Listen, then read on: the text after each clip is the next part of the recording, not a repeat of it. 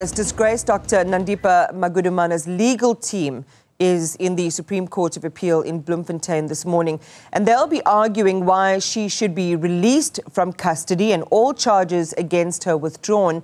Magudumana faces several charges linked to Thabo Molete's elaborate and daring escape from a Mangaung prison in 2022. Newzroom Afrika's Veronica Makhoali joins us live now from court. Veronica, good morning. We can see some of the legal minds behind you there. Tell us who's arrived, but a lot at stake for Dr. Magudumana this morning. Absolutely, Iman. In fact, Magudumana's legal team that you can see here behind me are expected to argue before the Supreme Court of Appeal as to why she should be immediately released from custody. Now, you would remember that she was arrested in Tanzania in April last year, which her legal team in written arguments have said, in fact, that it was unlawful and invalid, calling that arrest and deportation a disguised extradition. This issue, of course, was brought up in June at the Free State High Court in Bloemfontein, where the court in itself did concede that the officials did act unlawfully, but they maintained that Magudumana consented to be brought back to South Africa. But to give us a little bit more background on the case and what is expected to be heard today, I'm joined by legal analyst Dr Thabo. Let's take a step back, perhaps, if we would, going back to the High Court and its decision that is being appealed here today. In the Free State High Court, through the mouth of Judge Lobsa said, and he agreed, that the arrest of Dr. Nandipha Magudumana in Tanzania was unlawful, and he also confirmed that her deportation was a disguised extradition.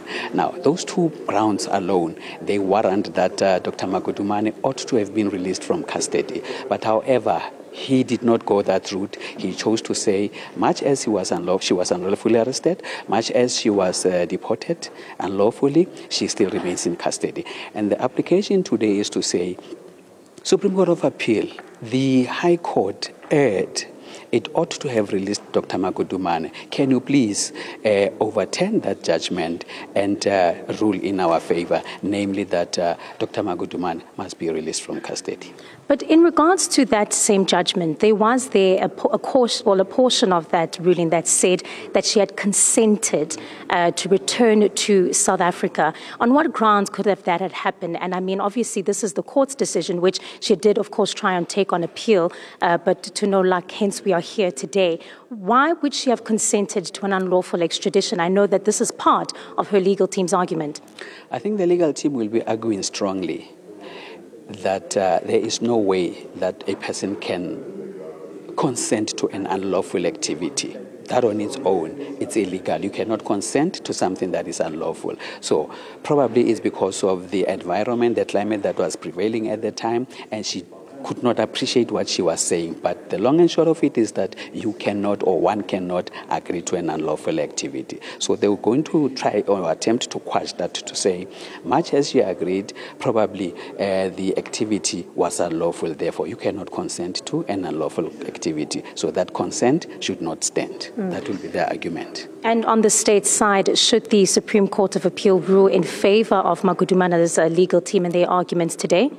The state's argument is that, or they're going to attempt to show the Supreme Court of Appeal judges that Judge Lobsa was correct to deny Magudumana's acquittal because Magudumana consented. And they're going to strongly so attempt to make a case to say that now, because she has consented, that extradition cannot be quashed or cannot be set aside. So by the very fact that she has consented, then she has been lawfully extradited to South Africa. All right, thank you very much, Thabo, for your analysis.